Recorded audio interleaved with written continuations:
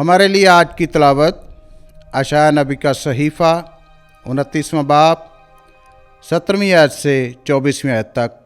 क्या थोड़ा ही अरसा बाकी नहीं कि लुबनान एक ज़रखेज़ बागीचा हो जाएगा और ज़रखेज़ बागीचा बंद समझा जाएगा।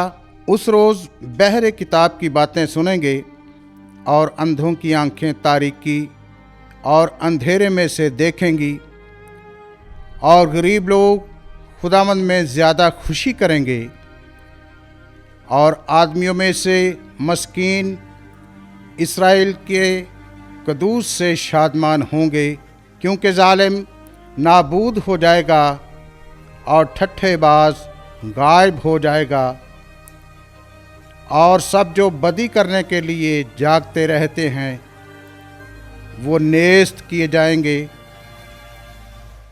यानी वो जो आदमी को एक कलमे की खातर गुनाहगार करते और जो फाटक पर उन्हें मलामत करता है उसके लिए फंदा लगाते और सादिक को अपनी झूठी बातों से पछाड़ देते हैं। इसलिए खुदावंद जिसने इब्राहीम को निजात दी याकूब के घराने की बाबत फरमाता है कि अब याकूब शर्मिंदा ना होगा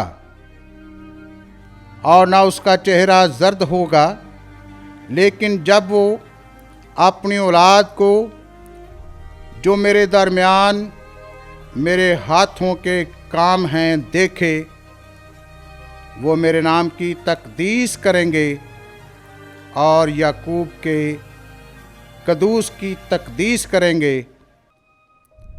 और इस्राएल के खुदा से डरेंगे।